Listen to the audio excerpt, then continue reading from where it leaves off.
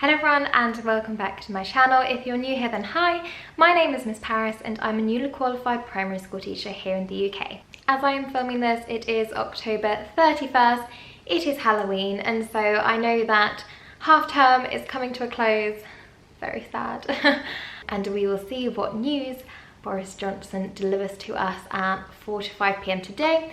Hopefully it is positive news and news that will be beneficial to everyone, but I just wanted to put all of that aside and talk to you today about experience, school experience. I know that some of you have already submitted your applications, you are already getting interviews, in which case, don't worry, I also have you covered. I have 2 videos on those 2 things, but actually for me, when I started my journey applying in 2018, I had only decided that I was going to apply in October and I had 0 work experience, and I thought, oh my goodness. So I applied for my DBS, I managed to get into a school, it was November, places in my local SCITT had already filled up, and I was panicking and I just thought, oh my goodness, you know, I'm not going to get a place. And actually I ended up interviewing for a SCITT a little further away from me, and that was in April, and I got a confirmed place in May.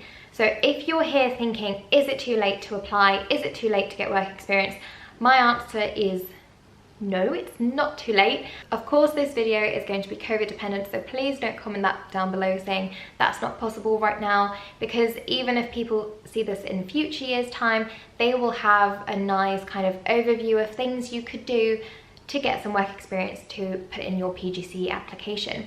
If you have any other suggestions, then please leave them down below, because you don't know who it could help in future. So like the title suggests, I will be talking to you about possible forms of work experience that you can use and mention in your application for teacher training. One thing you could do to gain experience in schools is to apply for a cover supervisor, especially if you are in secondary, or maybe as a PPA teacher if you are in primary. For both these, you do require a degree. You do not need QTS, which stands for Qualified Teacher Status. Then this is a really great way to get hands-on teaching. Often you don't need to lesson plan, at least for PPA, I'm not sure about cover supervisor. So this means a large chunk of the workload is already taken off you, but it looks great on your CV and it looks great in your application. Of course, this might not be for everybody, so another way that you can gain experience in teaching and that would look good on your application is through tutoring. There are so many tutoring websites out there. You could either tutor UK students, or you could join a website that involves teaching English to foreign students. I know that there are loads of websites out there, such as VIP Kids, that allows you to teach flexibly, so you can manage this alongside maybe your studies or a job. Of course, online tutoring might not be for you if you don't have good Wi-Fi or you don't really like talking to a screen. Then you could also include any face-to-face tutoring you have done, and then this would also count because you are having to plan and prepare lessons, you are having to adapt to the child's academic needs, to where they are, what gaps you need filling. All of those kind of things you can always mention in your personal statement and they look really good. Other things you could do are applying for a teaching assistant job or a one-to-one support staff for a child with special educational needs. You could also just apply for any role in the school, really. I've heard of people being lunch ladies, dinner ladies, or not to be sexist, men can do that too, but you know what I mean. That's really helped them because they have made sure that they are still setting expectations, behaviour management, getting to know the children, helping the children, communicating with staff if there's ever a problem with a child during lunchtime.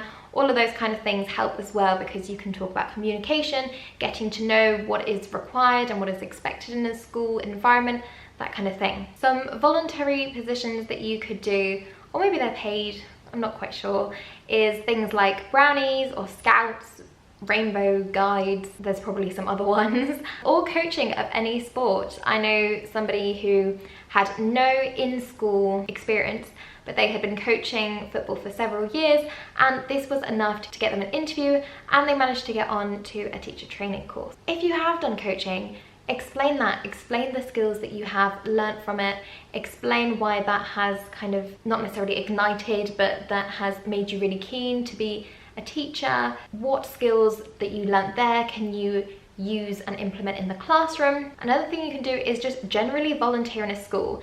This is going to be quite hard due to COVID. They're not really accepting visitors at the moment, but if this ever dies down or you're thinking for 2022 entry, good for you, forward thinking, I like it, then definitely consider this. That's what I did to gain experience. I just volunteered at a school.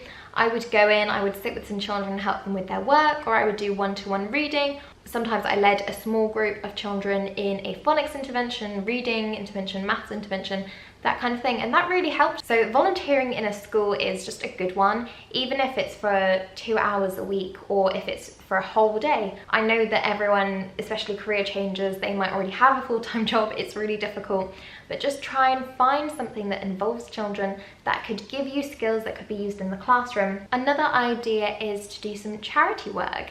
There's lots of children's charities that you can get involved with. It shows that you really care. It shows that you understand the needs of these children, how they're to be met, what you can do to help them.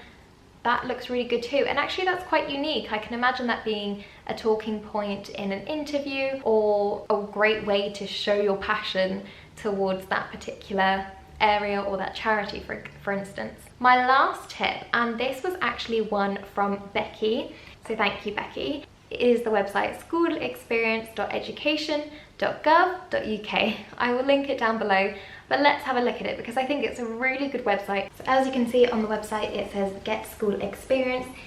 Obviously there is a COVID disclaimer at the top because everything is so uncertain at the moment. Nobody can really predict what's going on, so obviously this might impact your chances of getting experience, but it's not to say that it's impossible. So it says use the service if you want to request school experience in primary or secondary school in England. Okay, so let's say you lived in London.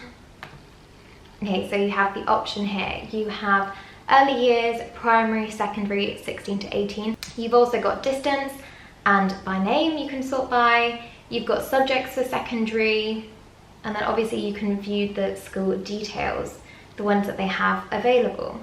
So let's say afterwards there's one that kind of takes your fancy, you want to have a look at. You can view the school details, you can see what teacher training is being offered. At the moment this school is on Zoom webinars, so they're not even letting COVID get in the way of being able to help trainee teachers. So just for a side note, if you don't have any work experience lined up and there's nothing near you, then please don't worry. If you still want to apply for 2021, I did talk about ways that you can still write a good personal statement that's desirable for unis or SCITTs without that work experience. So I will put a picture of that video here and leave the link below, and hopefully that will help you still write a smashing personal statement without the work experience. So I hope that's a website you will look into. Again, thank you for Becky for showing me. I never heard of this before. This seems so much quicker to get all the information in one place, so thank you so much. If you liked this video, then please give it a thumbs up. If you think it could be beneficial to anyone, please share it with them, retweet it on your social media, because that's how we can spread the word out about supporting each other and gaining confidence in the application process as well as the actual PGCE. As always, please subscribe if you would like to stay up to date with any teaching content that I post, and press the bell to get notified when I upload. Like I said last time, I'm still waiting on the giveaway prizes, but when they arrive I will be doing a video of the giveaway to celebrate 1,000 subscribers.